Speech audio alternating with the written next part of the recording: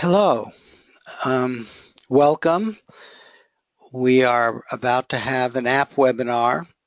The topic is indicated here. We're actually going to be doing a ARV prediction, and we're going to do a parlay.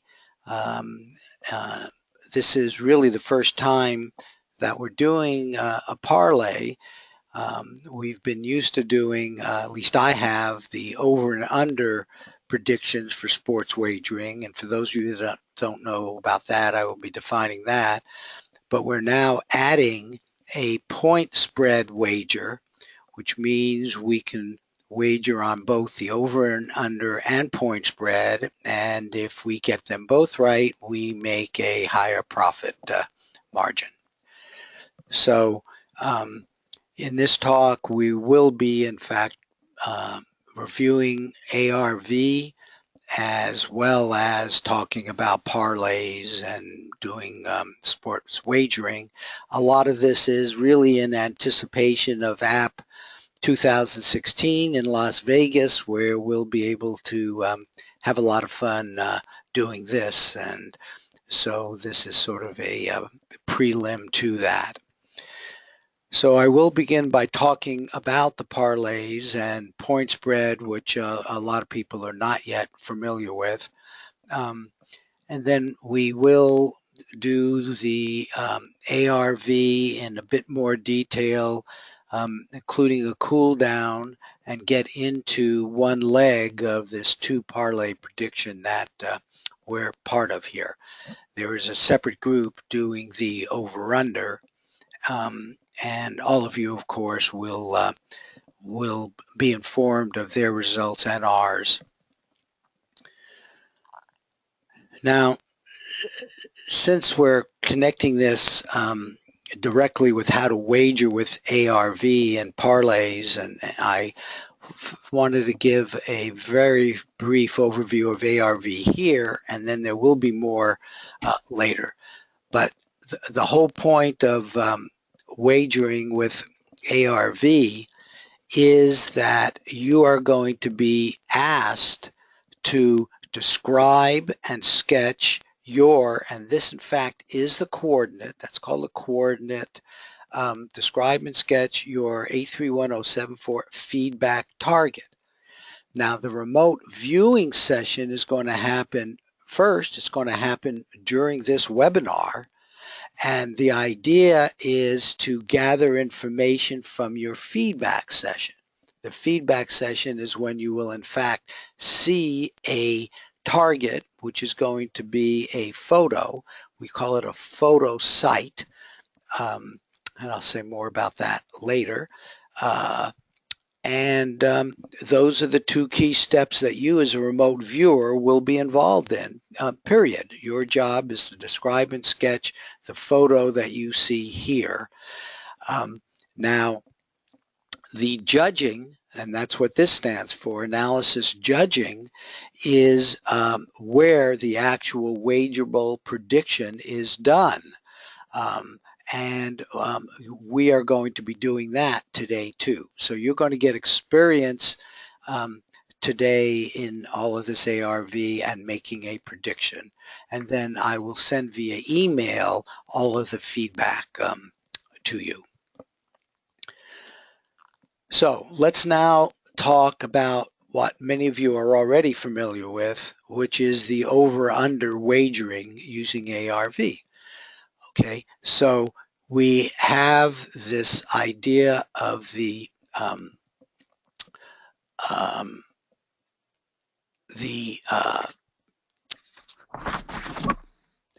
hiding. Okay, so wait, let's just talk now about what over and under is, and then I just want to show you how we get this association with two possible outcomes.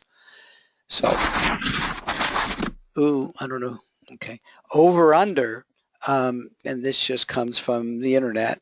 As you well know, you can get almost everything from the internet. So this is a type of wager which depends on the combined total of the points scored by two competing teams. One can bet the total will be exceed will be over or under a specified number. The specified number is called the line. That number is set by the sports book or odds maker. Now let's get very specific. Tonight there's an NFL game, okay, a football game between the Green Bay Packers and the Detroit Lions. The odds makers, as the last time I checked, and sometimes this changes depending on the amount of wagering, but the last time I checked, the line was 46.5.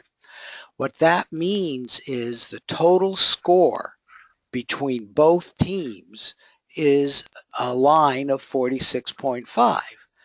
Now, that means there are two possible outcomes, either over 46.5 or under 46.5. Okay, right? Just two outcomes. As a person who wants to wager, we obviously want to know which one of these two is the one that is going to occur. Okay, now here's where association comes in. In each of these envelopes is a photograph. Your job is going to be to describe which of these two photographs you see at feedback time. That's your remote viewing tasking, period. We are always going to show you what actually happens. So you're going to see only one of these photos at feedback time, and that's the one associated with over or under. So, you nail it, the judging becomes easy, and then you see it here. That's the whole idea of wagering with ARV. And in fact, this idea of FedEx, which I used, is what we will be doing, something like that at the conference. These things will be hidden, but they will be indicated. One photo will be for over, one photo will be for under. Okay, now let's talk about point spread. Same idea. The point spread is defined, and it's defined to level the playing field, making betting on either the favorite or underdog equally attractive. Too often in any sport, one team is so much better than the other that the odds makers indeed will take a bet, but you will have to put up, say, $20 to win 10, as opposed to where it would be even, where you might put up 11 to win 10. And so most wagering nowadays is done on the either over under or on the point spread, where there are some additional points given or actually taken away from the favorite team and given to the underdog. So in this game tonight, Green Bay is the favorite, and the odds makers are willing to take a bet that Green Bay will win by 3 points or more. So the way that actually is, and Detroit now is the underdog, the odds makers have 3 points added to the underdog points to determine if that bet is a winner. So what this means is there are two choices, and you'll be able to make either one of these two wagers, and we want to know which is going to be the winning one.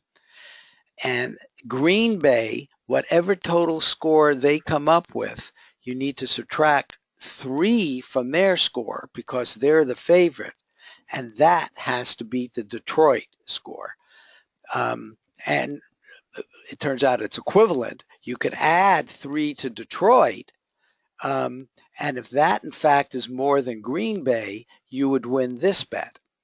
So you're not only betting on, in this case, the favorite, but you're betting on them to win by 3 points, and that's this bet, and there'll be a picture in here associated with that wager.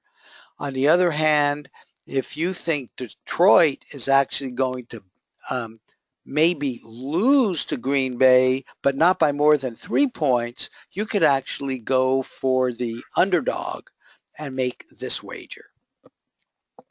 So those are the two different wagers, and this is the way they will show up. I'll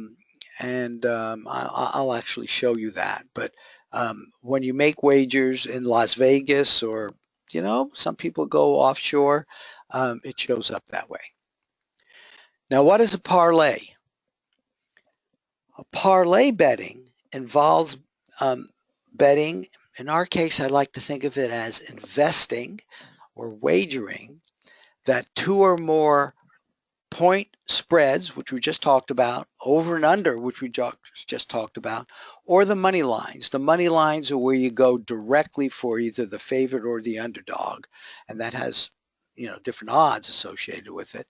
But you can bet on multiples of this, two or more, and that they will all win. So it's a little bit like if you were to flip a coin 5 times, and you now have the ability of saying, okay, what would be the odds of getting 5 heads in a row? And if you say you're going to get 5 heads in a row, and you do, hey, you should get like 32 times your money, right? 2 to the 5th, something like that. But if you missed one in a parlay bet, you would lose everything. You lose the whole bet. So it's an all or nothing kind of bet. But the advantages of it are that you get big potential returns. The direct wager we're doing is roughly a 50-50 wager. You do 2 of them, now you have an opportunity to make more than just what you put up. And again, you have to remember that the sport book guys are always taking a little commission. Now, so the bettors love it because it makes big potential returns. The sports books love it, parlays, because they force the bettors to be perfect. But okay, so hopefully you get the idea of parlays. It's just simply wagering one wager after another. Now, the payout is calculated accurately with each bet's VIG included. Now, a VIG is vigorish, which stands for the amount charged by the bookmaker for taking a bet. So, for example, let's say it really was an exact 50-50 wager. A bookmaker is going to bet you on flipping a coin. What he might do is say, hey, because I'm going through all the trouble of setting this up, I will let you wager that you're going to flip and get ahead, but you have to give me $11 if you want to win 10. So he gets that extra dollar. So you would give him $11. If indeed you're correct, you get your $11 back plus 10. If you lose your $11. So that's what the VIG is all about in sports betting. Now, I actually wanted to show you, because again, in Vegas, this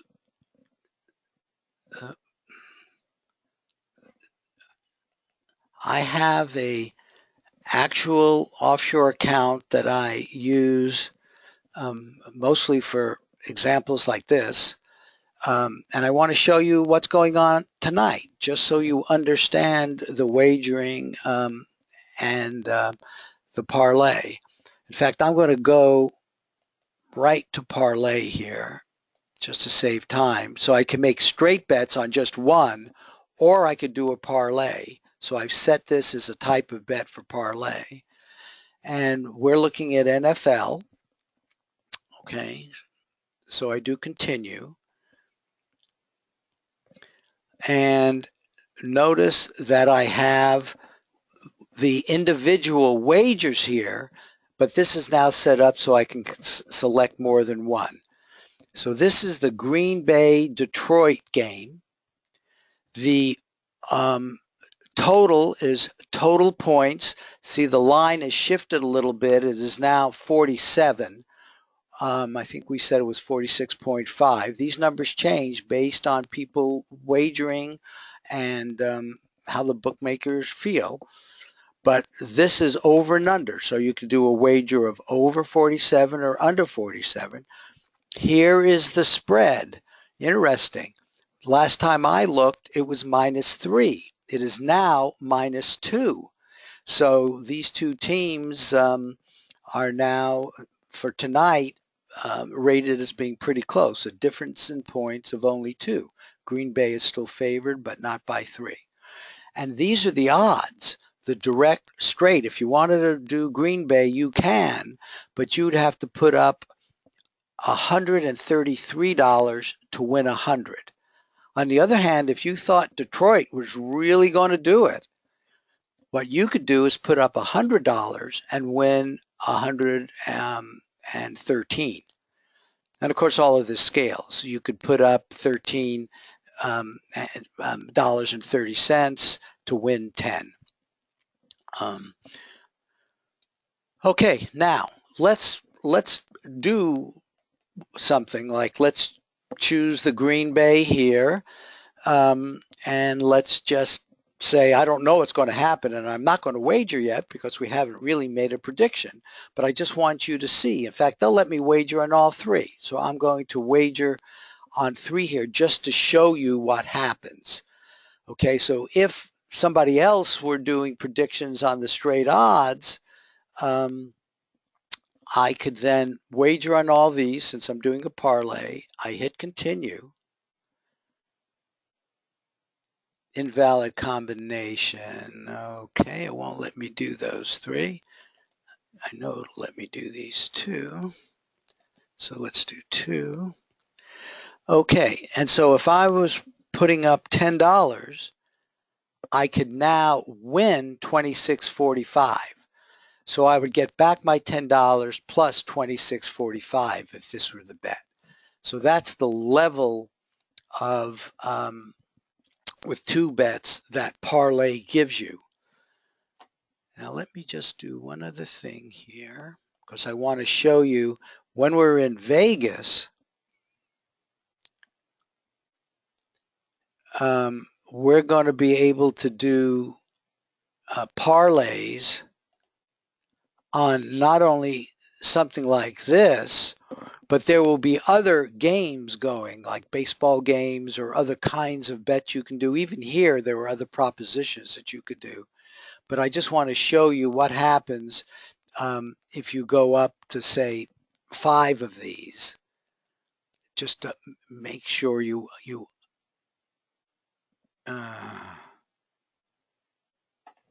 and that was because of this error. Let me just see if I can get back here.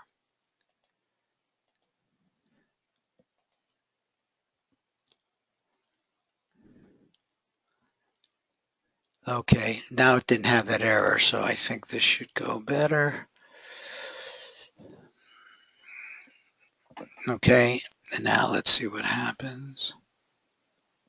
There we go. So now if I bet $10, notice I've done 5 here, I can actually win $238. So this is why people, plus I get my 10 back, plus this is why people like the parlays. You do have a real opportunity to get them all. However, every single one of these have to be correct. Okay, any questions on that you'd like to ask now, or anything in the chat box I missed? Very good. Okay, so I double checked on yeah. I double checked on both of that. Yeah, you can do the same parlay. Oh, the spread is still 3 on that site. Oh, really? Interesting. You know, as Scott just said, there are many offshore accounts. There are places on the web where you can easily find out what Las Vegas odds are, and they're slightly different. They're not always a whole lot different, but they're slightly different, and people will in fact shop around, which is one of the reasons they never get too different from each other, because you can in fact find something that's favorable to you once you decide which way you want to go. Okay, the protocol we're using though does use bookmaker .eu, which is the one I showed you. So at the time when the wagers get put in, that fixes the level. Now let's now talk about associative remote viewing, because we're about to do it, and I'd like to get you all in the right mindset. So this will be old news for some of you. However, I'm presenting it in a new way. Every time I present this, I present it in a new way. And hopefully it gives some new insights to people who've been around. And I certainly hope that the newbies to this will understand it, because it really is not that complicated.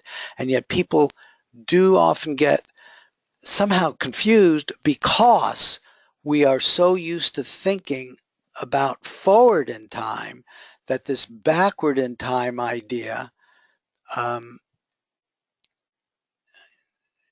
yeah, okay, I don't know why that's not wiggling, but maybe that's just as well. But this idea that precog begins here, and the information goes from here to here is just confusing to the intellect. And it turns out the intellect doesn't really need to understand this to do it, but all of us seem to want to understand it at some level. So that's what I'm about to give you now, is trying to give you the protocol and the understanding. So the remote viewing session, the RV session, and here we're going to talk about the tasking, your intentions, and the cue. So really the tasking is to create a remote viewing transcript for your particular coordinate. Some people call that transcript reference number or tag. That is a good match to the feedback target for that coordinate. So you're going to be seeing the feedback target here, and you have a remote viewing session just like if you were going to a coordinate out in Russia someplace or something like that. This is now a picture that you're going to see here. And one of the things which I always like to add is start your session when you feel good about doing that session. And good is a nice generic word, but you want to be in a nice positive framework. As you're going to see shortly, remote viewing sessions, well, you all actually know this already, start with kind of a cool down. And you want to feel good within that cool down before you actually start your transcript. Now, the cue, all of this is summarized in a cue, which is describe and or sketch your 831074 feedback target. That's the cue for today. But this is the cue that a lot of us use something like this all the time. Very simple. Describe and sketch your feedback target. Okay, now what about your feedback session? The feedback intentions in cue. Review and improve your RV transcript. Okay, now you're going to have in front of you your transcript from here, and you're going to have your feedback target right in front of you. So you now have the ability, you have the truth point. You now have the ability to look at your transcript, and we recommend focusing on the good matches with the feedback target, but also, you know, what is it that you wish you had done that you could do next time? You're always trying to learn. I don't believe you ever get to where you're done in remote viewing. I believe there are always things that you can learn. You can always improve your remote viewing sessions. You know, often we hear people say, gee, you know, I am really good at shapes, but I'm terrible at colors. Well, why don't you try to improve your ability to do colors? Improve your ability to get shapes even better. There's always more that you can do in this precognition, in being able to entangle, if you will, connect up with the truth point that you're seeing at feedback time. So there's always stuff to learn. And again, this is a real session. Start your feedback session when you feel good about doing that session. I always get quiet, and I believe everybody should do a kind of a cool down, because it's during this session that information is going to be shared. And so you really want to be in the right place to do that. And the cue is the same. Describe and sketch your 831074 feedback target, but now I add using your remote viewing senses. I don't want you to like trace the target. What we're talking about here is getting into a place where it's what really do you believe you could have sort of gotten that was a little better than what you got using your RV senses, or maybe a lot better. This is going to be up to you to really work out, but I think you understand the idea. Now, maybe tracing for some of you would be really good because it would focus you on the details, which then would come back in some accurate form. But what you really want to do is this exchange of information. And I don't believe anybody can tell you exactly how to do it, but I believe you can learn how to do it. In fact, we know that's true. We've all, if you've been around a while, all have seen these marvelous sessions where you're, just right on. It's not chance. You've done precognition. You've connected at remote viewing time to the information at feedback time. Okay, so RV session, describe and sketch my feedback photo site. Feedback session, describe and sketch my feedback photo site. The photo site is the target. And I want to be really clear that the photo site is much more than just a two-dimensional picture. From a two-dimensional picture, yes, you can get the two-dimensional shapes. And that's great. And in fact, if you do a good match on that, often that's terrific. However, our capabilities, our ability using precognition, using our consciousness, can get so much more than that. We get sounds at sites. People get smells. People get tastes. You know that you can be literally at that site, like almost a witness. You can feel like you're touching things, and your senses in time, your five senses in time, will respond as if you are at that site. So that's why we use the word photo site rather than saying the target is the photo. Okay, now let's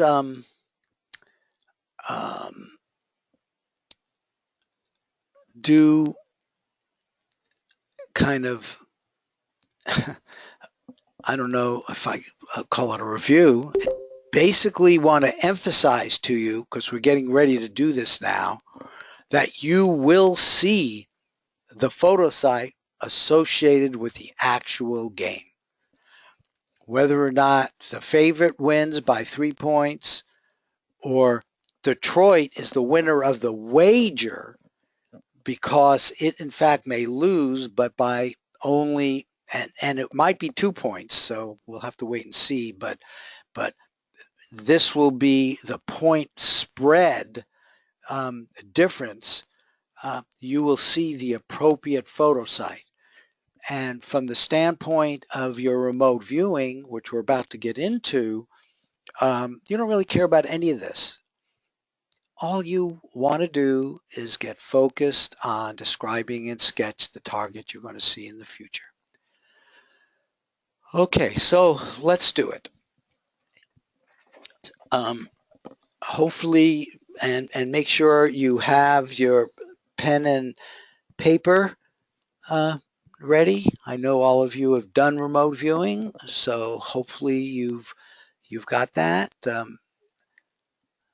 Okay, if someone doesn't, okay, I'm assuming you do. Here's your cue. Okay, start sending your intention. Describe and sketch your A31074 feedback target. Now, Joe McMonagle has made the statement in an interview that cool down is very important. And he estimates, obviously it's an estimate, 75% of the remote viewing discipline is in the cool down. And I want you to get that this makes sense, because what are we doing here? What we're doing here is getting in touch through our subconscious. And I think, as I'm going to show you even deeper, down to the most fundamental of all, which is like a consciousness field. I like to call it the universe of collective consciousness, where all conscious experience from all conscious sentient beings, past, present, and future, is contained down there. So not only your stuff, everybody's stuff is down there. And that's how telepathy can occur. That's how precognition can occur. But to get down there, this idea of connecting with this Ingo Swann called it the matrix. Getting connected with that is important. It's key. Guess when that happens? That happens in cool down, which is right before you start your remote viewing session. Okay, so here's what we're going to do. Even now, start, move your arms a little bit, start cooling down a little bit, get comfortable, begin focusing on your breathing. What I'm going to do is, again, take you, since right now we're still an awful lot into our intellect, but I'm going to take you through another intellectual overview of the ARV. But I want to take it all the way down to this universe of collective consciousness, trying to assist you in getting in touch with that. You're going to set aside the intellect, but the intellect wants to have this make a certain amount of sense to it, I think. Wants to feel comfortable, okay? But as you get quieter and quieter, the intellect is going to get quieter and quieter. Now, we will get your consciousness down to this universe of collective consciousness. It's called the matrix. What we'll do is have a cool down. It'll take about 7 minutes, and it ends with a 4, 3, 2, 1 describe. After that, you'll have 5 minutes of quiet, do your remote viewing session, and then I will bring you back. Okay? So start breathing.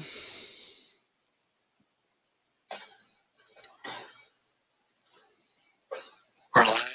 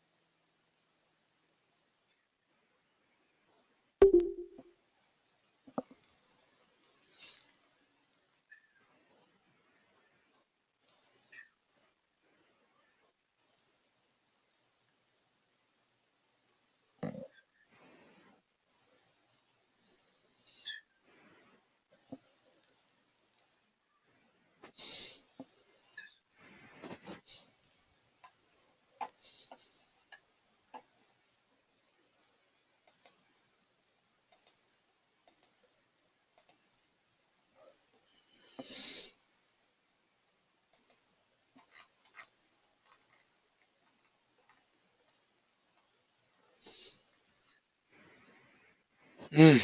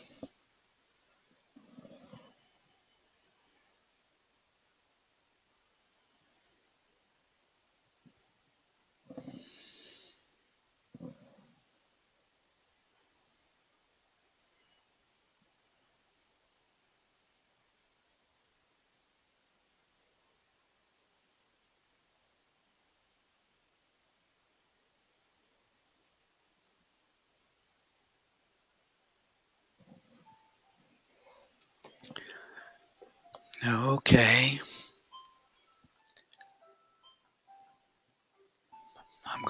Let's come back to our normal consciousness.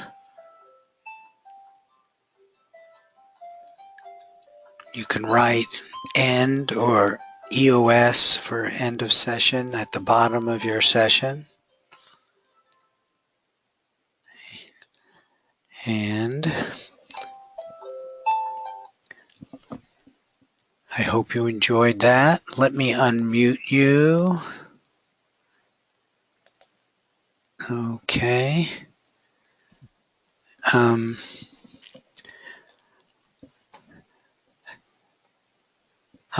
sorry it turned out as you probably observed. I had been wanting for a long time to record a cool down to use for myself and thinking others might want to do it as well. We've had other go to meetings where various people have done cool down and everyone does it in their own fashion. I've always felt that if a person were to record their own in the fashion that made the most sense for them, that would be the best cool down. So what you saw here was my first attempt at a cool down. What did you guys think of it? Can you give me some feedback on it, which will be helpful? I didn't hear anything. Was there? You didn't hear anything that whole time? I was playing my own music, so maybe I didn't notice. So nobody heard anything. I heard some No, mumbling. I didn't hear anything either. Okay, so it was just quiet that whole time and you guys were doing a remote viewing session. I actually didn't do my session. I was waiting for someone to say the cooldown's over and here's the coordinate. Oh my gosh. But I know Deborah did a session and probably I blew it. I blew it. maybe some people did. I know Deborah sent you. I went to it, I played it, and it was supposed to go over.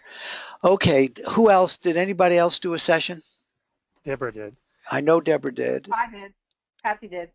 Okay, anybody else? Teresa did. Teresa did. Bert, did you do a session? Julie, did you do a session?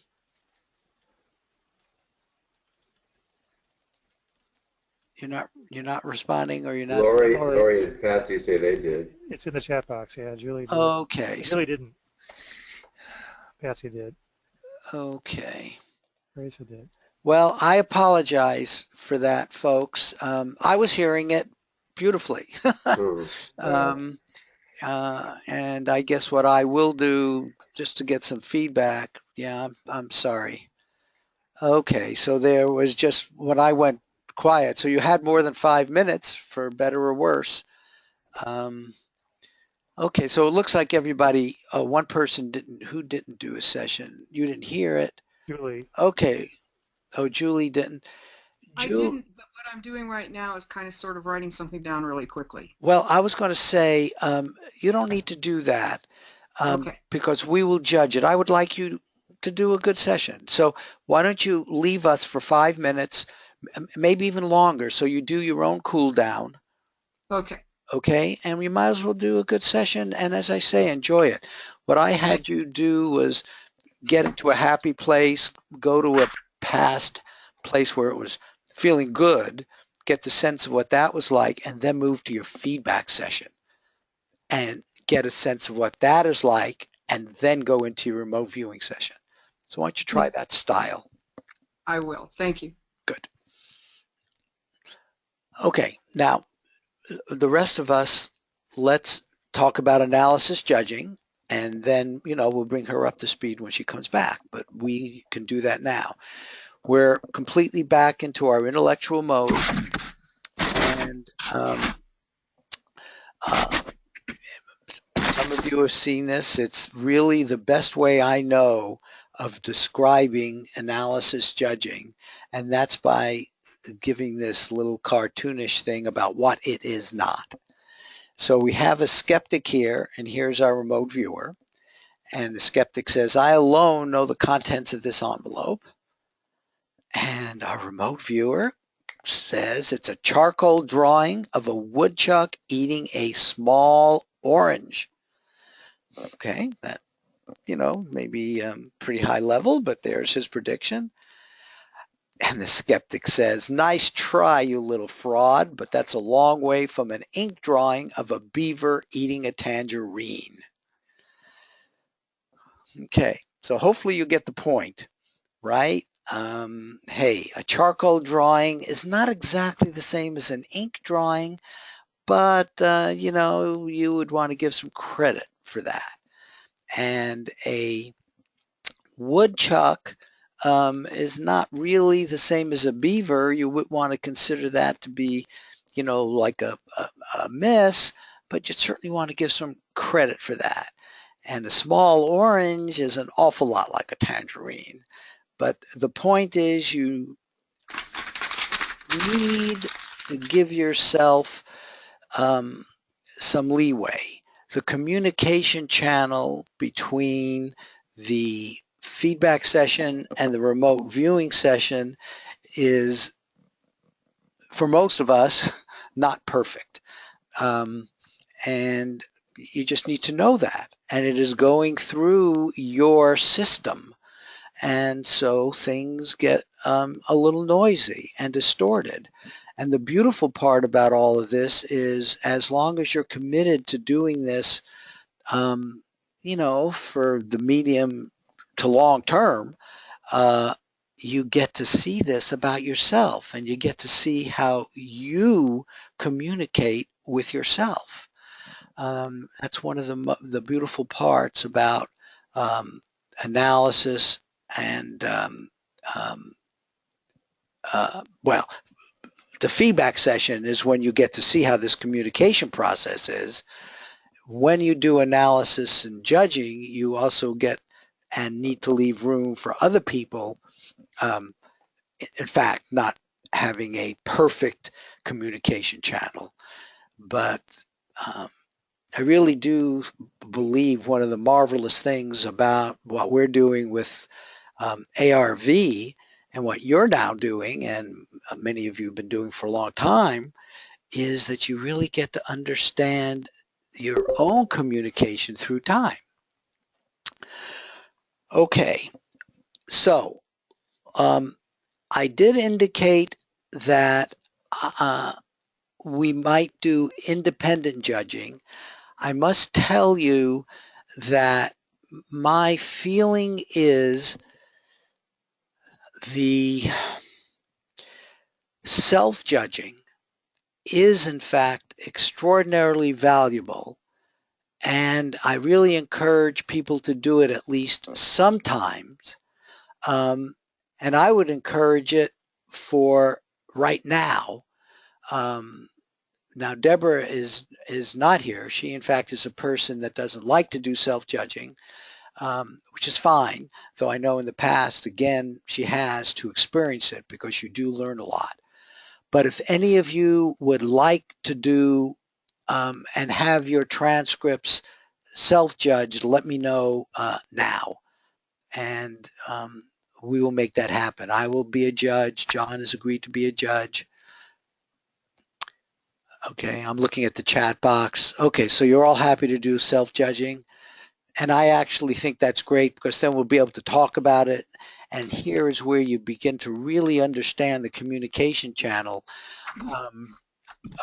as you see other people, come close, etc. So what I'm now going to do is show you the feedback. So let me get that here, and we'll talk about the way we do judging. In fact, you know what? Let me, in fact, bring that over first. We have a judging technique that I'm going to want you to use, which is called the TARG SRI system. Okay, You're all seeing this now, right? And it's a 0 to 7 system. So the next thing I'm going to do is show you the what's in those two envelopes. And of course, now the judge is the one who has to rank them and come up with what he believes each of the viewers were in fact viewing at their feedback session time, which is where we'll have the correct outcome. So this system works based on 0 to 7, and it is one of those systems which is not, it just can't be exact. It uses words to try to give you the sense of this, and that's the best you're going to be able to do as a judge, especially if you're just starting out doing this. But I'm going to give you the highlights, which are very straightforward. 0 is no correspondence. 1 is little correspondence. 2 is kind of chance.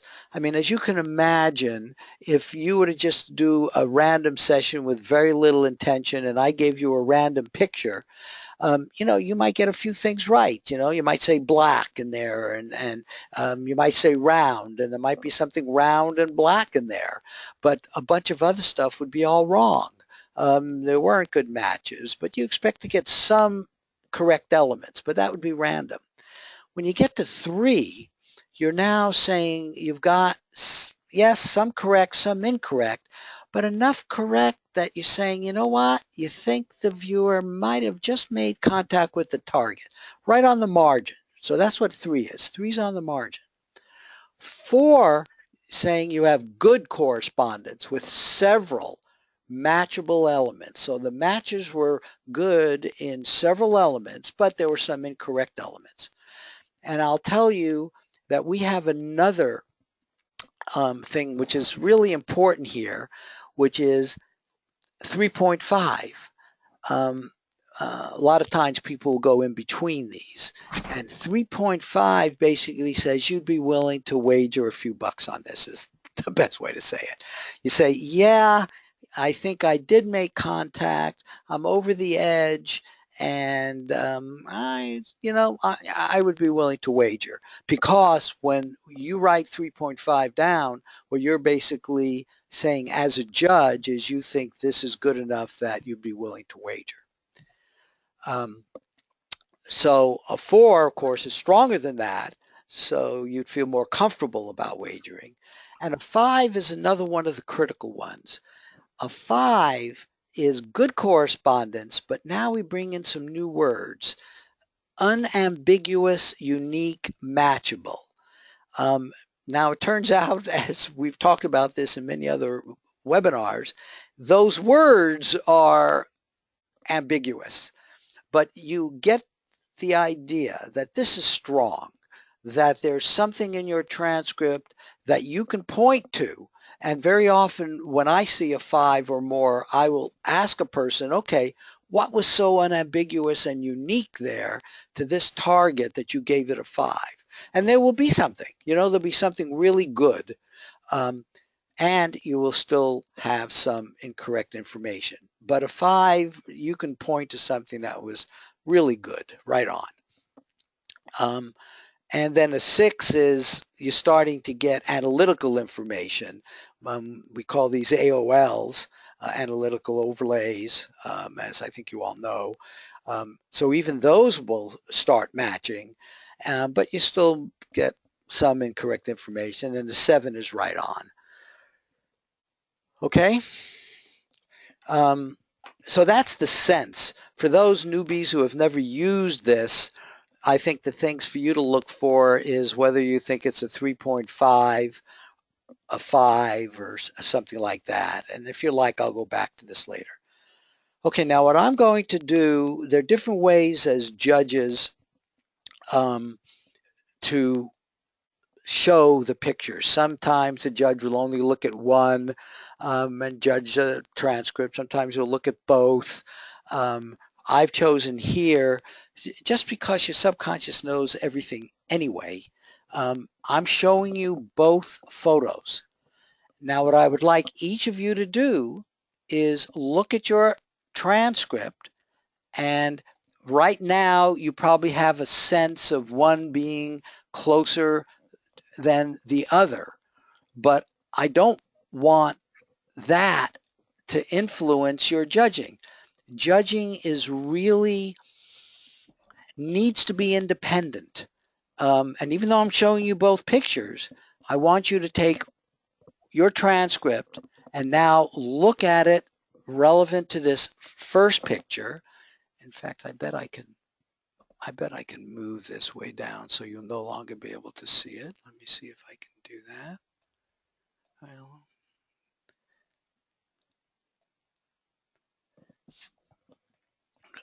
and one of the reasons I'm doing this is a judge always seems to get upset when they don't get good matches to their first transcript.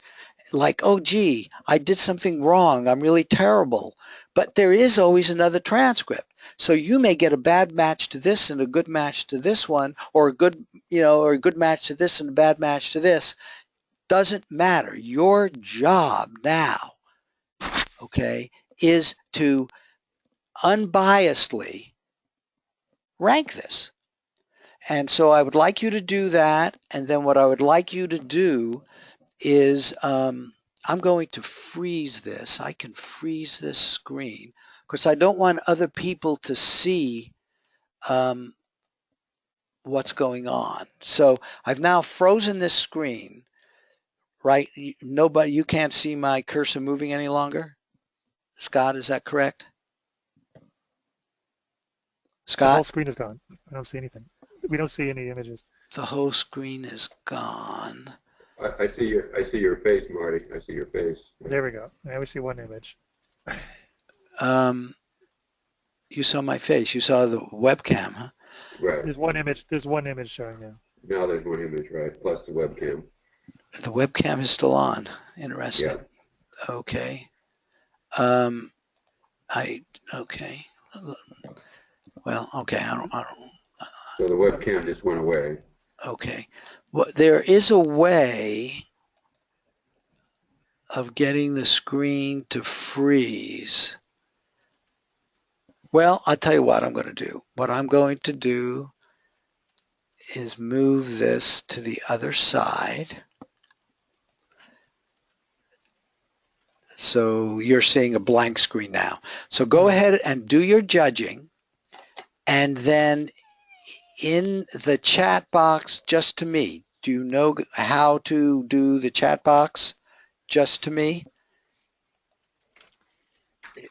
There should be a 2 under the chat box. Do you all see that? Because I don't want anybody to be influenced by other people who are doing the same judging. So there's a drop-down list, and you should choose Marty. Yeah, exactly. Where is it? Do you see where in the little vertical go to meeting box under chat there is a 2? In the lower right, there's a drop-down list, downward arrow. You can choose Marty from the list. Do you all see that? If not, you could wait till everybody else says they're done, and then you can put it in the general chat box. But if you give it to me now, the point is I will be able to then put it in this table. So what I'll need is, and I have a lot of your email addresses, because I want to send you the feedback, so I need your email address for some of the people I don't know. And then I want your confidence ranking for this picture. Oh, I know what I should put up. Oh, dumb Marty.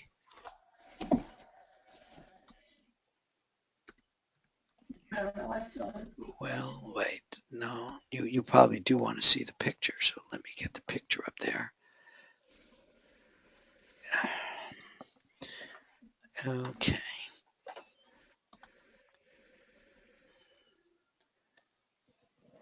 Okay, so you do need to see the picture, and just send into the chat box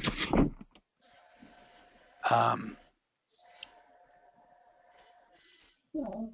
You're judging, and I'm going to put the numbers in a separate table for now, and then I'll transfer them over.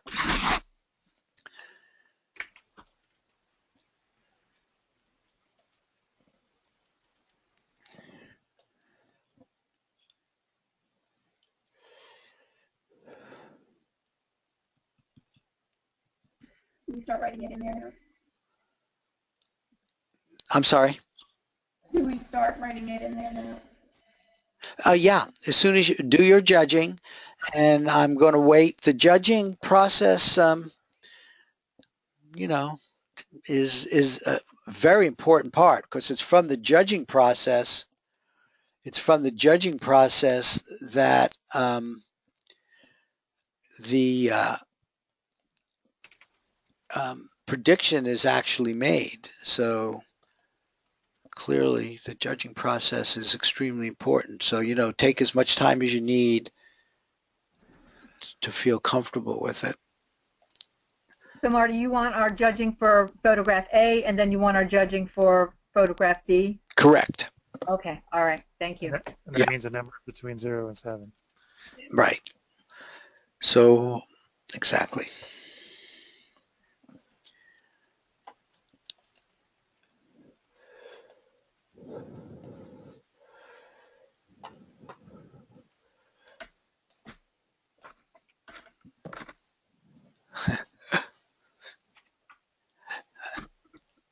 I love that you're using the A-B terminology.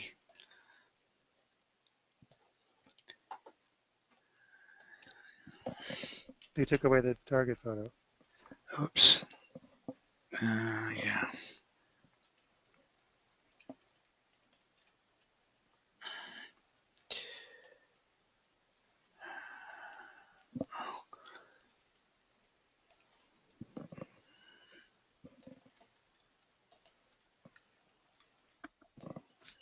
Okay, so there's your target photo.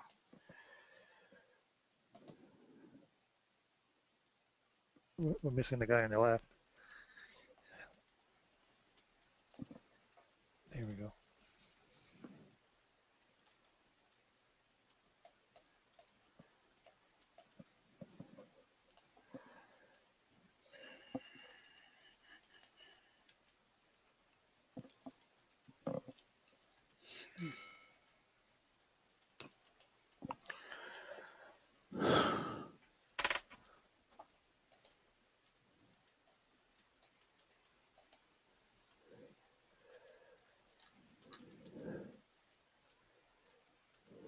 Marty, can you hear me?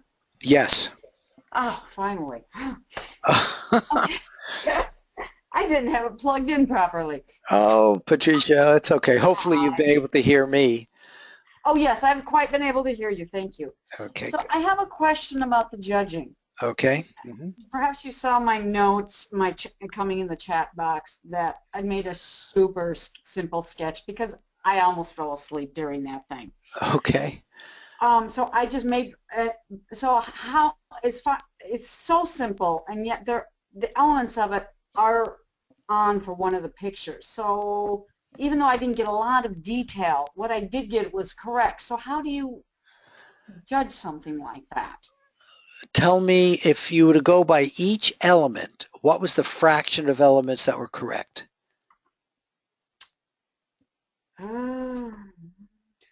Let's say 3.5 out of 4. And would you say you got the gestalt, the big picture? In other words, you know, if they were Yeah. if there were 3 colors or something like that, you know, but and let's just say the first one, you know, and I don't know which one it is, and don't even tell me, but you didn't get, you know, anything about the kind of the gestalt of this, that would lower it. I mean, 3 out of 4 of whatever words and stuff you put, that's great. But the question is, did you also get a sense of the bigger picture stuff? Okay. All right. Did you? It was more of a picture, and it's kind of abstract, but if you look at the real picture, it's Yeah, I'm not sure. Okay. Well, but you know what that tells me is that you're close to maybe you're going to have to decide if you think you'd be willing to wager on it. But those are the considerations. The Okay. gestalt is a very important part of it. You know, you might just get all the elements somehow. Like if you just put down colors, you might get all the colors, but you might not get anything else. How about if I just describe the quality of the colors, but not the actual colors themselves? Well, that's okay. Vibrant or something like that. That's a good Yeah, word.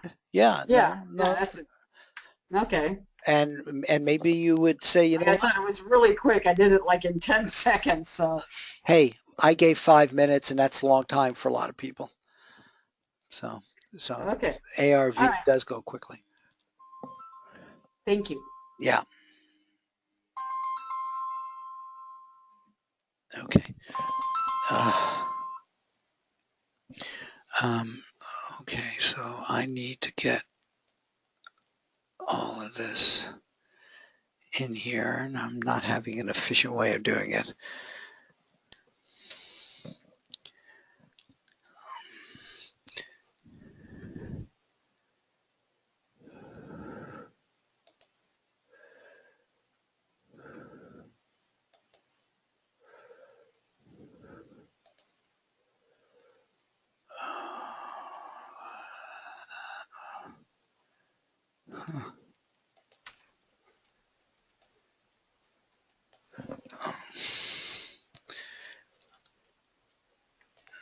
Okay. Still judging. Here I get a table.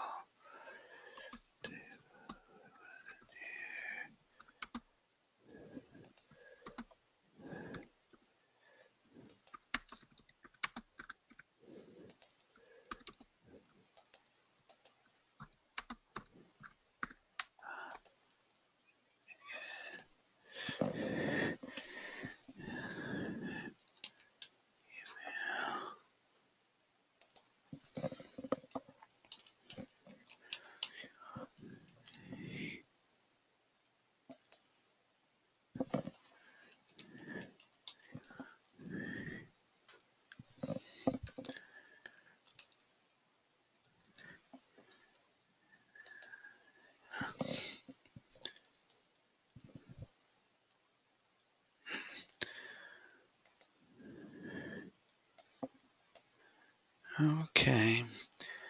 How we doing? You got questions? I'm ready for the other target. Um, okay. Let me bring them both up now.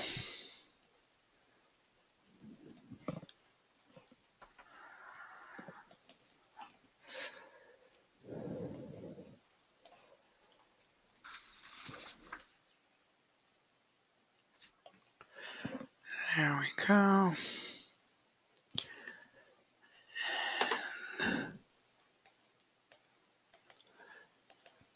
Let me put.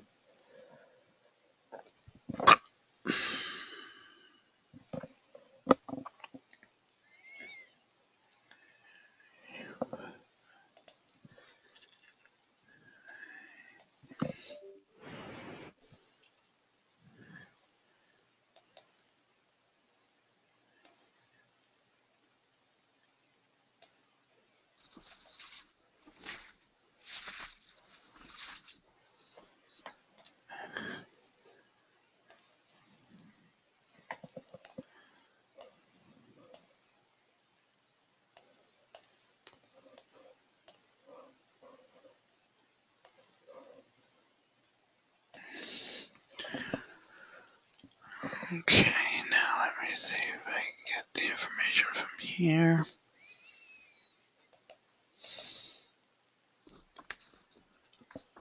Probably should just go through everybody's name here.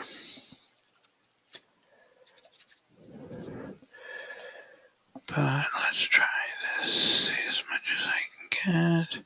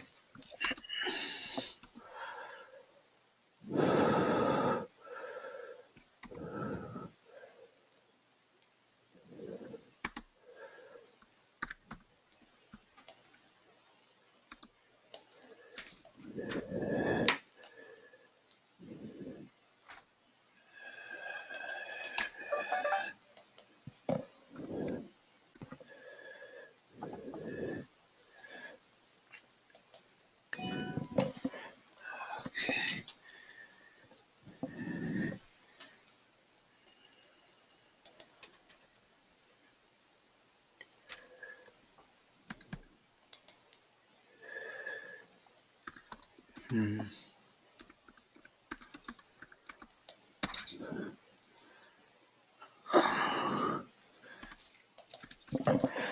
Okay. And when you give me the second one, just for clarity, why don't you call it CRB, or CR number 2 or something like that?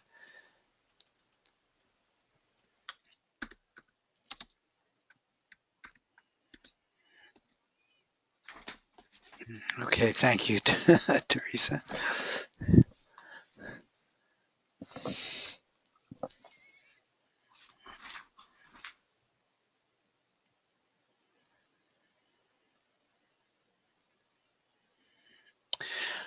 Okay, Bert, I heard what you said, and what I'm going to do, if nothing matched, it's actually hard for nothing to match, but you didn't write anything down. I'll just give you ones on both. Unless, after contemplating it, you think it was different than that, then tell me.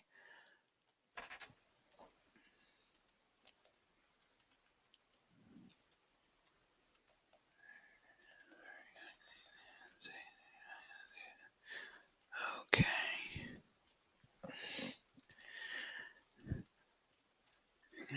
And thank you for the email address, Julie.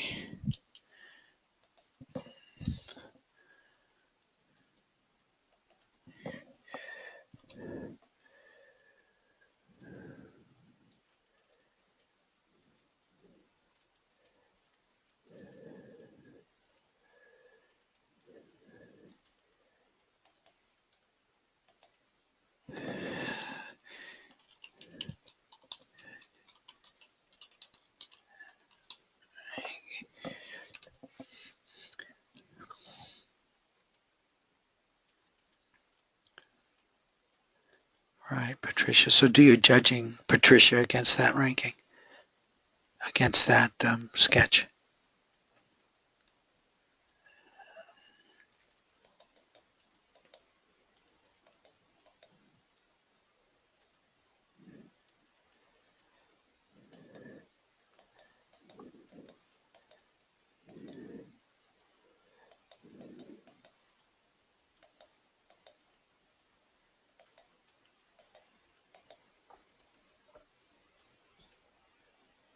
Oh,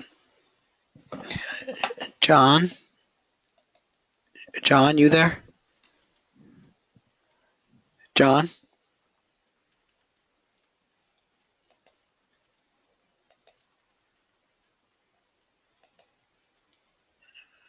John, did he have to leave? John self-muted. Yeah, okay, but he can hear me. Well, maybe he's away. Well, maybe Scott, Deborah did send me her transcript. Would you mind judging it? Yeah, forward it to me. Yeah. I'm here too. I had trouble unmuting, but I'm here also. Okay.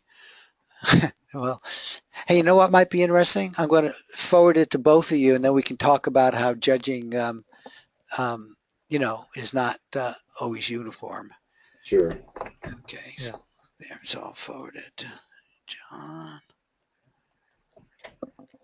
and to Scott. Oh, Leo. Okay, there you go.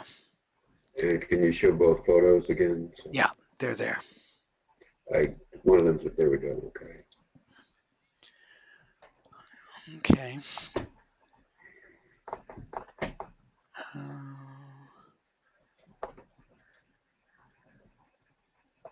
So let's see, you guys.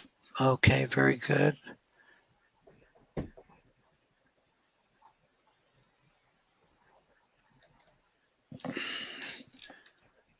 Okay, Scott.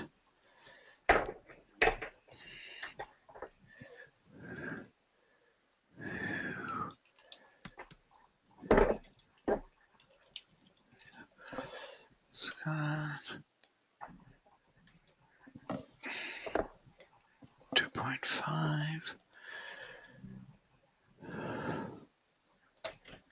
Not anymore. I changed mine. Oh, okay. I'll change it in my side table I'm making here.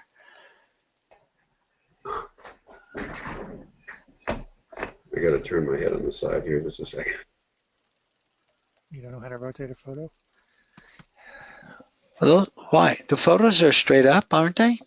Mine came in on the side, but I I rotated. do, but Oh, yeah, mine, I don't know oh, in this I mean Deborah. Yeah. Windows Photo Gallery, I don't know if I can rotate it in here. Let's see. Okay. I don't think I can. Oh, here we go, maybe. Let's see.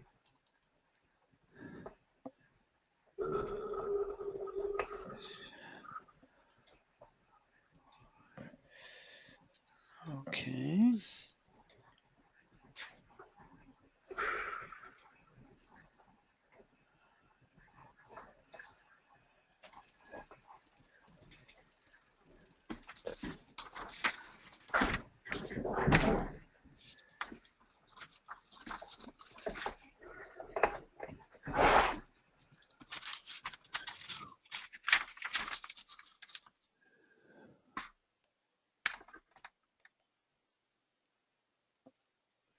I can send it to you straight up if you want, John.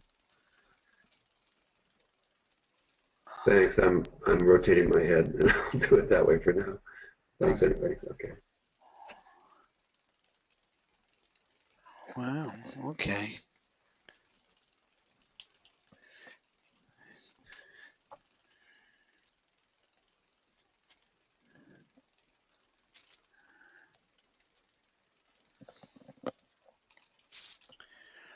Okay.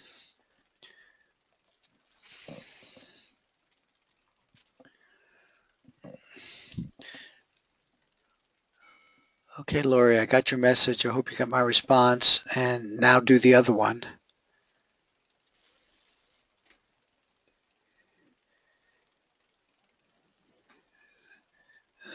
Okay, there you are.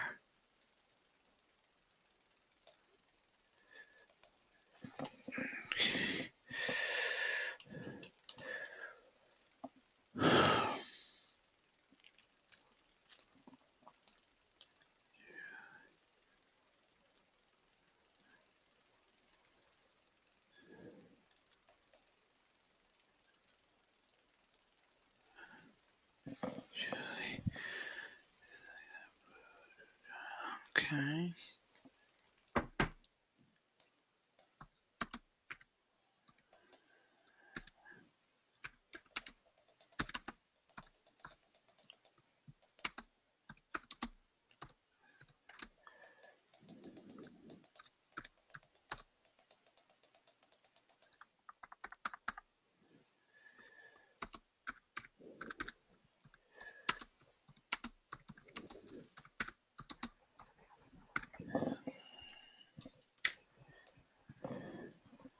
I've got my scores, Marty, when you want them. Okay. What will you send them to me via the chat box? Private? Okay. Yeah. Just to you. Okay. And I'm building a side table here, and then Okay. when everyone's done, I'll have everybody check their scores Right. that I did it right. I need to come up with a better way. I really appreciate all of you because we're working out better and better techniques. A lot of what goes on in real time, and you're the ones that help improve it.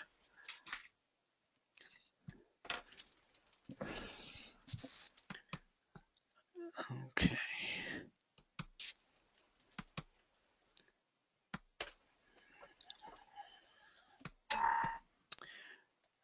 Okay, so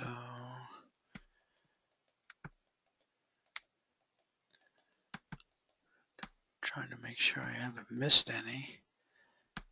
Okay, is everybody done? I'm missing a few. I have 1, 2, 3, 4, 5, 6, 7. Well, let me get Deborah's. Okay. So that's Deborah.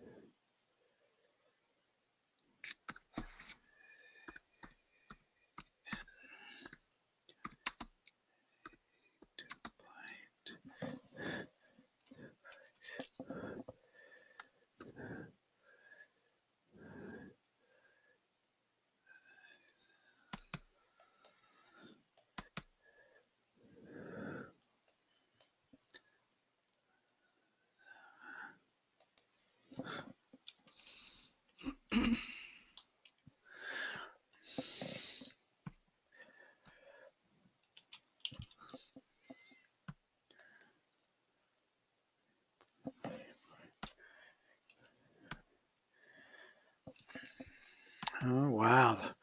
Very interesting. Oh, this is great. Okay.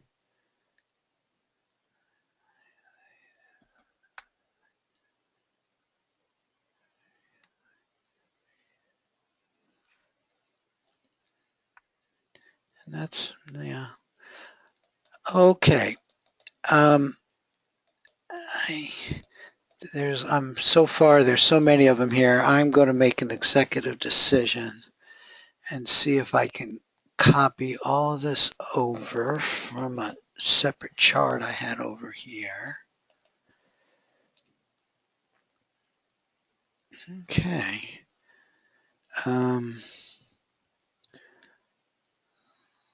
Okay, that worked good enough. So you all now can see what everybody did, and I'm missing some, and you'll help me make that up. But I would like to start by doing here where two independent judges took Deborah's transcript and ranked them differently. Obviously, it didn't match this one at all, but notice Scott felt it was wagerable and John did not. And so when you're doing your judging, you should know you're not alone.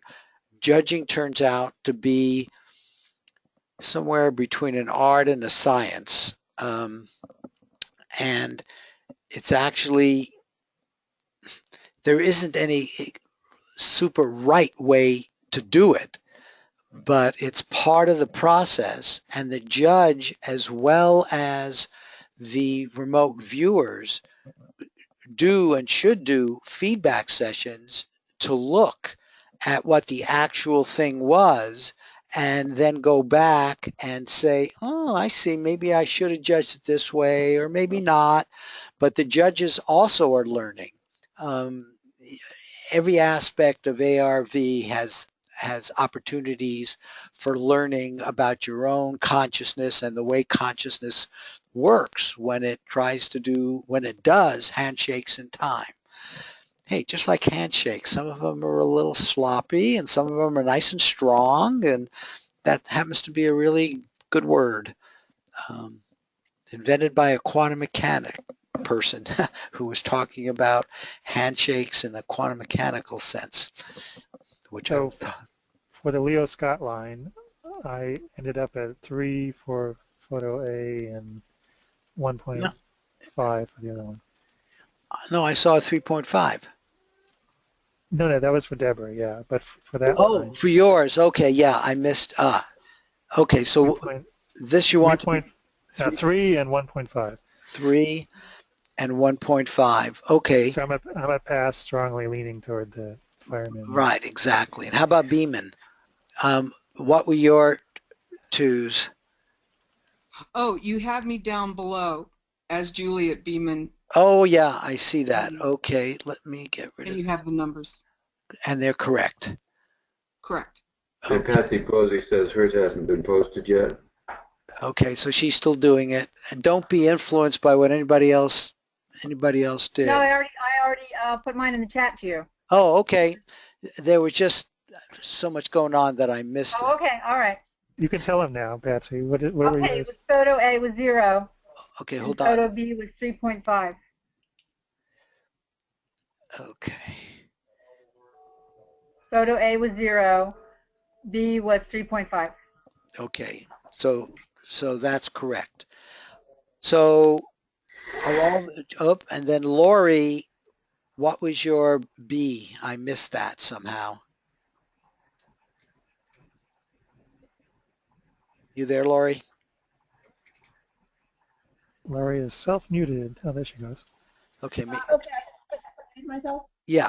Okay, I can hear you I now. don't think I have anything like Sky. Pardon me? And what was your CR for photo B? Well, I didn't really do photo B. Everything matched the first one. If I look at that, the only thing that matches is Sky. I didn't really have anything man-made. Okay, so you would say I should put like a 1 down or something like that? Yeah. I mean, yeah, we need numbers, and most Okay. of yeah. Yeah, just one for Sky. Okay, Just, yeah. so you're happy for 4.5 and 1. Okay, now did I miss anybody? You have mine as 2.25 and it should be 2.5. No, you said between 2.5 and 2, I thought. Okay. That was for Deborah. That was for Deborah. For Deborah, yeah. Oh, I I see. did have a range, if you're right. I had a range there, I guess. Right. So I just averaged it. Okay, you chose that one rather than Well, if you'd 2.5. rather do 2.5, I'm willing to change it. No, that's fine. You can leave it either way. It doesn't sort of, It doesn't but, matter. They're but both- even listening to this conversation, the newbies who have never done judging before, hopefully are getting an appreciation for, the numbers. In the past, like these are different by one, that is not unusual. In other words, when different people do judging of other people's transcripts, they differ by usually one or less. Um, um, and that's just the way it is. So the confidence rankings have kind of an uncertainty of say plus or minus one, plus or minus a half, something like that. And we all have to live with that in this world that we're in now, where the transcripts aren't exactly right on most of the time. Now we do get some really good matches. A 4.5 is very good. A 4 is very good. In fact, let's highlight. We got another score. We got another score here from Nancy. Nancy M. Oh, okay. She's 3.5 for photo A. Hmm.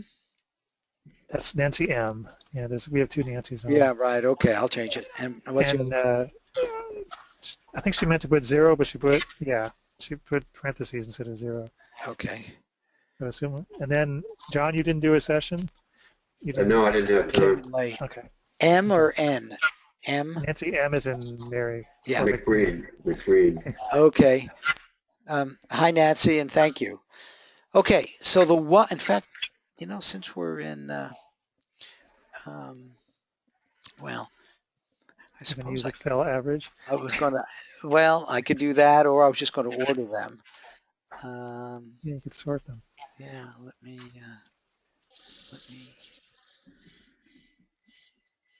do a sort. But really, yeah, okay, so wait, I have to do this carefully actually, but okay, let's do a sort. We'll do a custom sort on CRA,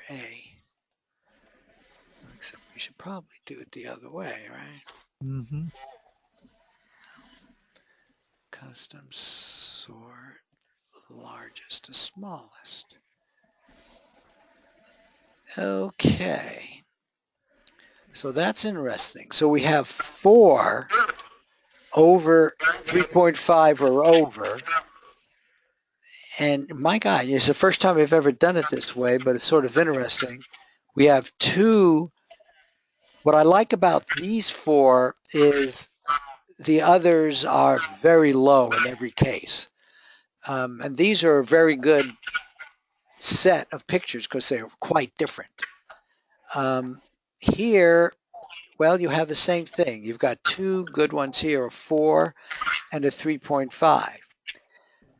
So as a judge, I think, well, I don't want to do this alone, folks, but you can understand the quandary. And this is the typical thing that happens, and we do not understand why. But it goes along with the fact that nobody is 100%. In this case, we can see that we most likely, All the passes lean that way too. right. Can't see the yellow. Oh, I didn't mean it to be, yeah, I meant to highlight the cell. Is that this one? Yeah. Okay. And then we have this one and this one. But the fact that these are very different, but these are very different too. I mean, 4 and a 2. But I also like the 4.5. So it seems pretty clear that we should predict CRA as winner. And I separately, randomly made that the Green Bay -3. That was done with a separate random number pick. It could have been either way. But we have now, and you can see the uncertainty. This, we believe, and let's expect it to be right. But that means this would go in terms of a long-term record as misses.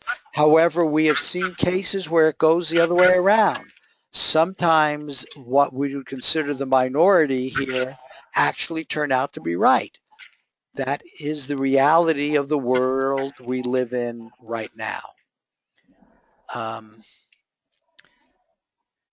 Okay, so does everybody understand where we are? This is our prediction. Marty, do you know where that fire is or what the name of that image file is? No, but let me see if it comes up as, no, I've done it. No, if I go, sometimes I do give the formal name, but this time it's been cut and pasted, and so I'd have to go back to the original. Why, did you do something which was very specific about a name of a town or something? Yeah. That would be interesting. We could go back, and I might have it, because sometimes the title of the picture has the full name in it. Okay. You know what? What? Well, in twisting my head, I didn't see wearing a yellow vest, and that would have put me up to 3.5 easily. Yeah, Deborah wrote Yeah. wearing a yellow vest. Oh, she wrote yellow vest? Wearing a yellow vest, yeah. Okay. So that definitely boosts it up. Okay, let's see where you are. Of course, that's after the Well, what's so interesting about this is, the judging, you can change your mind up until you place the wager. However, it really is best if this happens without, I'm looking for you here. Why can't I find you? Where are you? Deborah, there you are. Yeah. That one, yeah. Yeah. Okay. And we'll make that yellow too. Well, that makes it, of course, even stronger. So, where we are is we made a prediction. So this is one leg of a two-leg parlay. If we wanted to, we could bet on this standing alone. And you know what? This is strong enough. If you'd like to see me place a small wager, would you like to see how that goes with Bookmaker? Anybody? Oh yes, thank you. Would you like to see, because they're all of the book offshore places are in fact very similar. So thank you. Okay, so let's see if I'm still alive. Nancy McGreen's got something in the chat, Marty, you might want to address. Okay. And then I want to see if I can figure out why I couldn't get my, where, except for questions, which I want you all to ask and encourage you to ask, and comments and stuff like that. But let me see where my chat box is.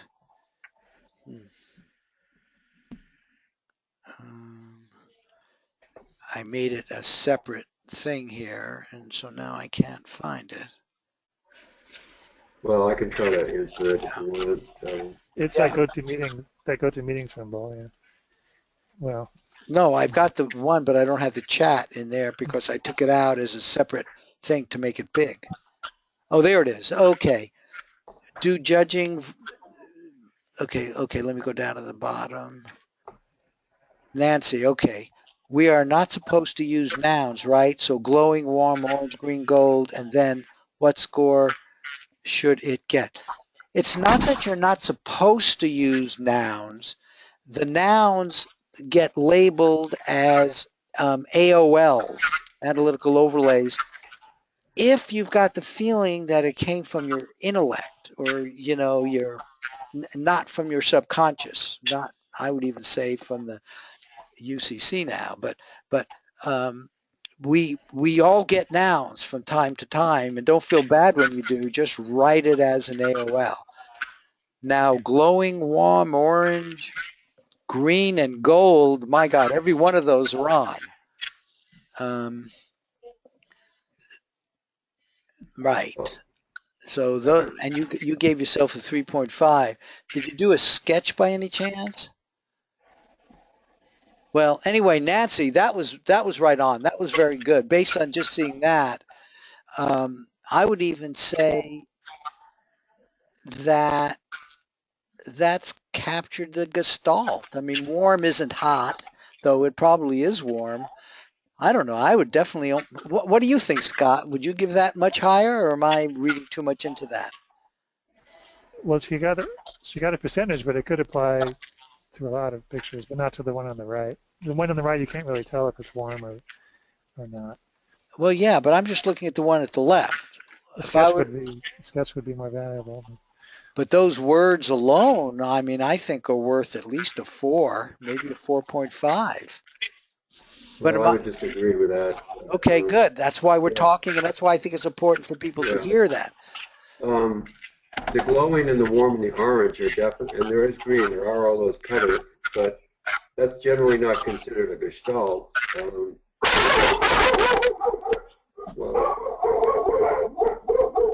Okay, Nancy is saying she thinks a 4. Somebody barking. I muted Patricia, yeah. Okay. Just to continue that, it's true that Joe McMoneagle sometimes says that the first word or two, if you get it, you can consider that a gestalt. But I think most people in the field don't consider words to be the gestalts. It's the overall image. This is one viewpoint.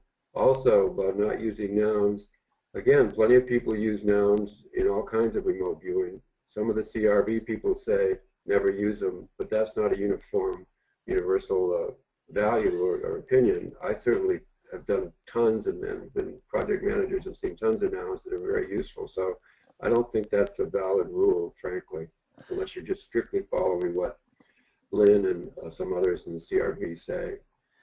Well, and also there's like low-level nouns and high-level nouns. I mean, fire engine, I guess, is a high-level noun, but I don't know what would a low-level noun be. I don't know, but you know what I mean. Yeah, I might even score Nancy higher after I researched that photo, and it's in Maryland. How did you found it? Yeah, and she actually wrote Mary. She heard the word Mary. So I don't know. Not only that, Deborah has Maricopa or something in her section. Let me look at that. It says Mariposa. Yeah, but the Mary part is right for Maryland. Right. Right. But the park is not named Mariposa or anything. No. Okay, so it sounds like at least we don't have any problem raising it to a 4. Yeah. For Deborah Scott, not Nancy Ann. Oh, God, I'm so glad you guys are here. Oh. And what did I change this one to? Okay, that was a 3. This is a 3.5. And Deborah Scott goes to a 4. Yeah. Okay. And I was wondering why they didn't show any water putting out fires there. It's because it's a controlled burn. Oh. Yeah, they. How did you research that? Did you use a photo searcher, an image searcher? Yeah, just Google photo match. This guy's drinking water if you want to get real picky. But they're really relaxed. Controlled. And there is water right there. Yeah. But again, when judging, I sometimes, you're really working with a photo site, and I didn't say this, but you go really for the major things that are easy to verify, the gestalts and the sub levels below that. That's why the sessions can be short. Okay, let's go do the wagering. Looks like I might have gotten knocked out, but I can log in again. Okay, so this one happens to be bookmaker.eu. There's a 5dimes.com that some people use. I know Scott uses Bovada, and they all seem to be about the same. You might put that in the text box if, I can show placing a bet on Bovada. yeah, well, I want to do one here, Yeah, go ahead. but, they're all basically the same. So, choose your sport, and you can see they do everything. And then this is straight. Now I will also come back and do a parlay probably as long as I feel comfortable, with their wager. But in this case, what we did, and now it's only -2. I don't know if that's better or worse, but it's -2. And the -110 again says if I were to wager $11 and I win, I get my $11 back plus 10. So that's the meaning of the -110. So this is as close as they ever get to 50-50 wagers. So they take that VIG. Okay, so there's a continue. So you don't have the results for the over-under yet? No, that comes in at 4 o'clock. So they have until 4 o'clock, and then I get it out to them by around 4:30, and at that time I will send it off to all of you, which reminds me I need to have everybody's email addresses. I don't have them all. Let's do that next. So then I have to decide how much I want to wager, and I think I'll do $25 on this. So the game's about 5:25 Pacific time, so we can place a bet up until then. Exactly. So, and that was why I gave them till 4. Okay. And then there are 2 ways you could put the amount to win or the amount to risk. But I just almost always do the default. So that turns out to be, as you'll see next. So what this says is when you do the default, it's the same as to win. So I'm winning. If I'm right, I'll win $25. I'm risking $27.50. So I will get back, if I win, I will get back my $27.50 actually plus 25. And if I lose $27.50. So that's what all of this means. And now I confirm my bet, and it's there. Your bet has been successfully placed. Thank you. Okay. Right. So, I mean, after you go through it a few times, it's just like everything else. It becomes easy. So Marty. Yeah. So if it were me, I would place like 3 bets. I would if 25 was a good sized bet for me, I would put 25 on Green Bay, and then 25 on whatever the over/under prediction is, and then a smaller amount on the parlay, like $5 or $10. Oh yeah, you're talking about wagering strategy, which is a very important part. ARV actually has 4 parts: the viewing, the judging, the feedback, and the wagering. If you're a wager, some people don't wager. Believe it or not, I don't know what the fraction is, but a non-trivial fraction of people just do the ARV because they like it. They get feedback, it tones their skills, it feels good, that sort of thing. But Scott's point is well taken. How you wager is a part of this. So the parlay is so risky that I bet less on the parlay. Unless, so I might in fact indeed spend wager 25 on on the over under when I know which way it is, and then do a parlay for say $10. So then I would be risking $60. So I might do that. I might not. Again, this is just a play account, and I don't want it to go to zero. Though getting money in there turns out not to be all that difficult. You have to use um, Western Union or something like that. There are a couple of choices. I wasn't able to use a credit card. May I Okay. ask a question back on that one? This Yeah. is Nancy Smith this Hi. time. Hi, Nancy. On the Green Bay -3, we did Green Bay -2.5. Is that right? On Bookmaker? It was 2. Okay, 2. And so in that box where it was 2, on mine, which is 5 dimes, there's a drop down. And so that drop down, I could choose -3. Is that something? Of course, it changes from 110 to 1. Let's see if exactly. It changes the odds. Yeah. So I don't know if mine If has you that or set, not. if you set it at, I mean, if you, when you set the intention before we view at Green Bay -3, whoever set up the game, the Right. manager sets it up at -3. Are we changing things by leaving it at -2, or should we do the drop down and choose -3? Oh, you don't have it in yours. Okay, never mind. Well, I'm You should, actually you should match the prediction exactly. right, and the protocol is -2. The protocol is when it's time to place the bet, whether you place it or not. I always look here to get the line or the spread, and it's this default number that gets used. Okay. Okay. Now, yeah. Period. That being said, there might not be much of a difference between 2.5 and 3.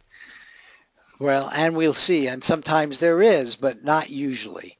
But there are no half points in football, so Well, they that's may be equivalent. They might be equivalent. Nancy, I'm in the same position. I'm looking at 5 dimes right now also. So, Marty, are you saying we should bet it at -3 or -2.5? -2.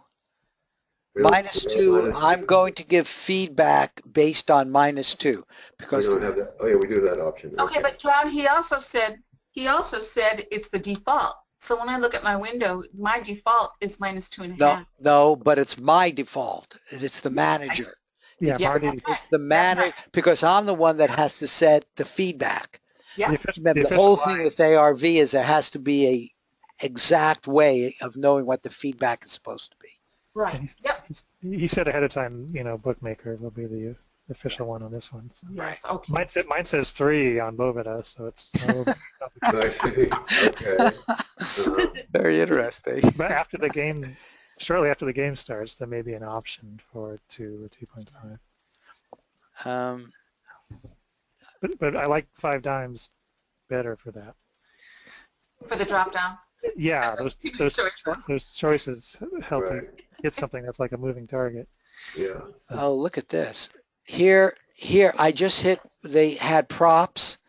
So here are the props, which are like yours. They don't give, like I can do 3.5 plus 3.5. Wow. So that means green, but notice it's a -255. So these bookmakers will give you a choice. Yours is closer to the real thing.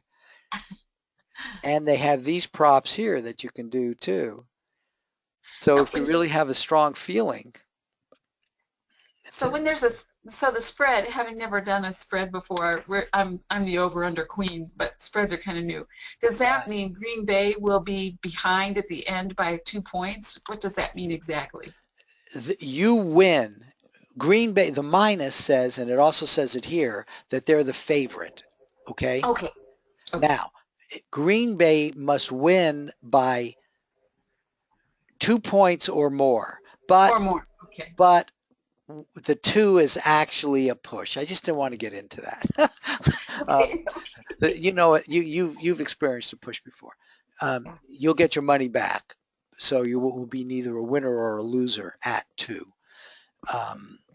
But basically, if you want to win your money, they're going to have to win by 3 or more.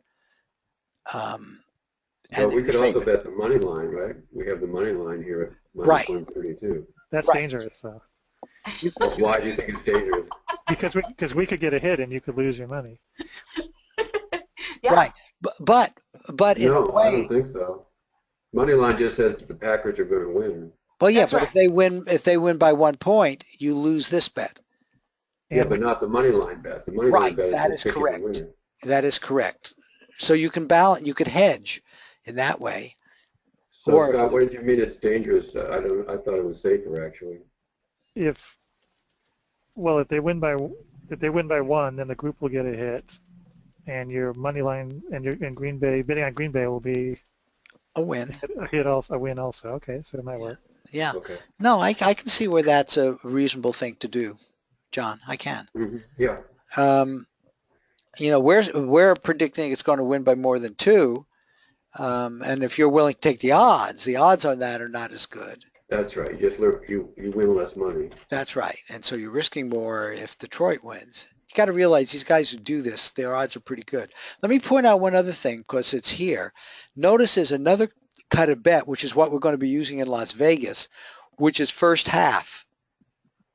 So they have all kinds of bets on the first half. So during the season when we're in Vegas, it's actually baseball season, but they'll have wagers on whether the over-under in the first 5 innings. They might even have it on the first inning, whether there'll be a hit in the first inning. I mean, these guys have all kinds of different wagers, and you can do these parlays on them. So, And so for a classroom setting, the first 5 innings is more convenient because you can get feedback to the people also, that's correct. faster. That's correct. Let me verify what I You said. only have to watch half the game. Yep. Let me just verify that we can do parlays on those. So here are the props. There were 105 props. I think that's what that And then 105. in the lively group, they did a few, 5-inning bets. Right. Okay. So if we take one there and we take one here and we take a minus 345. So if you win that one on a parlay, I imagine we're going to get, it's letting me take them. So let's continue. So, and some people have talked about strategies. Oops, they wouldn't let that combination. Huh. That's because it's the same team. Yeah, it's an under and an over. See, it's an under and an over on the same team.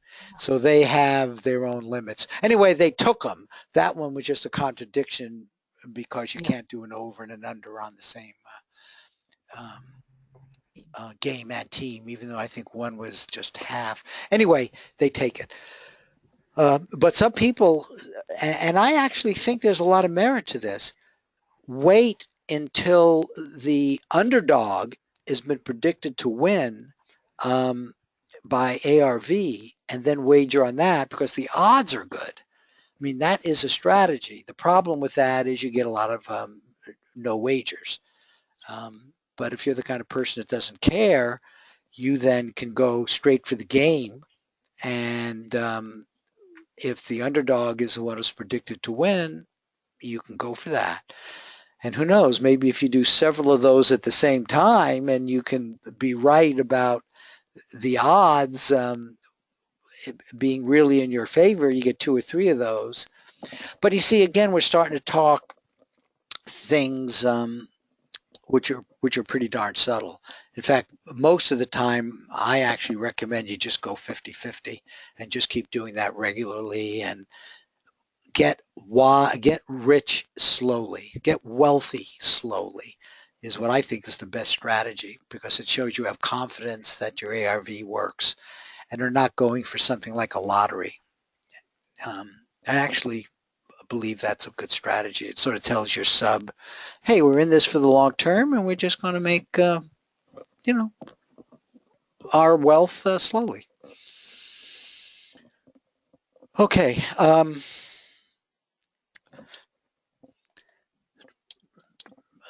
I do need everybody's email address here. Lori, can you give me yours? In fact, I can't find the chat box though. The best would be, oh yeah, there's a chat box. So you put it in the chat box, I can copy paste it. So I do have my chat box. And all the rest of you who don't have your names in here, even you, Scott, I know I can get it, but if you give it to me now, it becomes very convenient. All right, I put it in there. Yeah, thank you.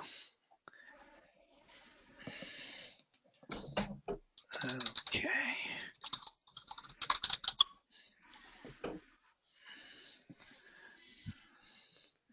There's Lori.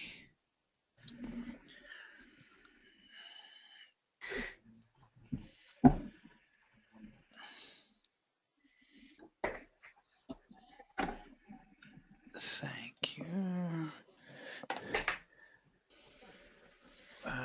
There you are, Lori. And good old Nancy.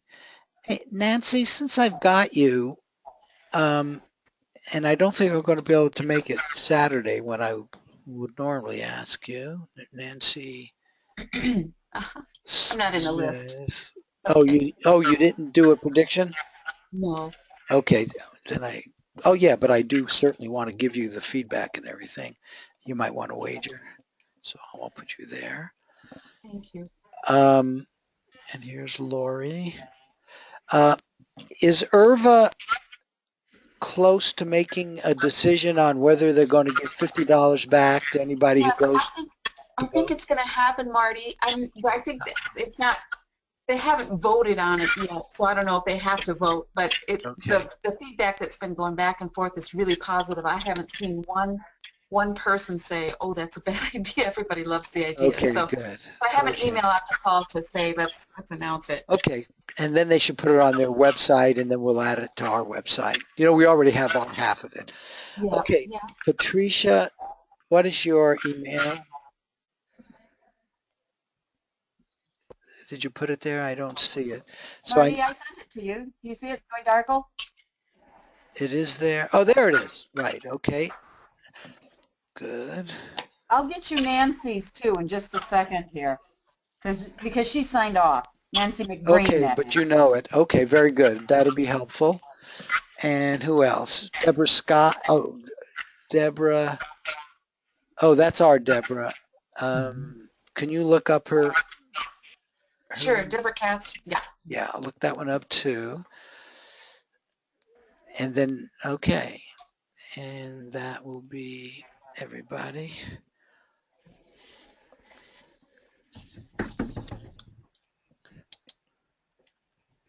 Okay.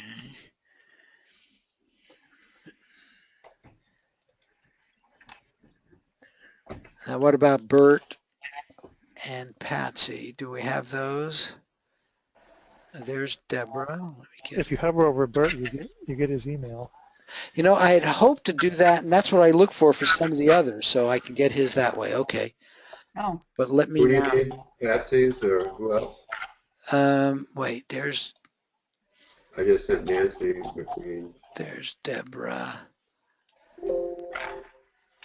And I just sent you Bert's. okay. Good. Let me get. You can right-click on it and say copy email address to clipboard. Okay, that's good. Let me see where it is. Oh, there's Bert. You need Patsy's? No, I have Patsy's here. Okay. That didn't work quite for me. Okay, let me get Patsy. Okay, and then and then Nancy M and Bert. So Bert. I sent you Bert's, yeah. Okay. Ober. Starts with Ober. Why don't I see it here? Oh, there it is. Oberf. There it is. Yeah. Okay. 1, 2, 3, 4, 5, 6. And then Teresa. Timaya, something I know, but that's all I remember. Okay, so we're down to Teresa and then Nancy M, which hopefully someone can look up. Nancy M, I don't know. Teresa's I could find. It's Timaya at TMAIA 2012 at sbcglobal.net. I'll post it in T-Maya 2012. at sbcglobal.net. sbcglobal.net. Mm-hmm. Okay. Okay, and then Nancy M., you're getting that, Nancy S.? It's in the chat box. McBreen01 There it under is. John Knowles. Yeah. Got it. Comcast.net. Got it. Okay. Okay. Well, I hope this was informative. There's one other thing. Any questions, other comments, anything like that that somebody wants to share? Because there's one last thing I would like to do, but it's, I don't know, just for me, I'd like to see if I can get you all to see that cool down video I made. It really bugs me that didn't come up. I certainly do think it's a good idea. I mean, you know, anybody who thinks they've got a good cool down technique, why not share it? Other people, it may resonate with them, and then they could use it. And you might want to make one that's just right for you. Okay, so here is one. Are you seeing what's on my screen? Yes. There's no video yet. Precog handshake. Okay, so are you seeing this? Yeah, you're going to play the video? See, I did. So that's what's happening. You're not hearing the video. Or seeing it, really, unless it's about precog handshake. Okay, so I need to figure out a way. Okay, now, do you hear it if I put my mic up near here? Are you hearing this a little bit? No. I don't hear anything. I can't hear you. I think, did you hear a little something? No, nothing. Nothing. Maybe, wait, let's just wait. Maybe.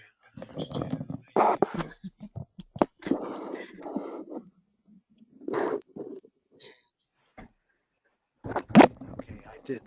Hear a little then? No. Huh? It sounds like it's a block away. Yeah. Okay, so definitely have to solve that problem. I mean, I did some what I thought was pretty good stuff here with this universe of collective consciousness. Here, I'll tell you the basic model is the feedback session. You start here, right? We always start the feedback session, but there's always information going, you know, both ways. So you get it both ways, always, with the universe of collective consciousness. So you have to acknowledge that. But here's the subconscious, but it's the universe of collective consciousness that collects up with the sub and the remote viewing session. So the UCC is what feeds the sub in both cases. So there's something even deeper than what we think of as our, you know, we think of ourselves as having personal subconsciousnesses, and we do. You know, our beings certainly go deeper than this very conscious moment. I mean, we have memory, and we all know we have subconsciousness, but those are sort of like ours. But then there's this fuzzy boundary that I've talked about before, where you are somehow connected to this universe of collective consciousness. And that's where all this information, in fact, resides.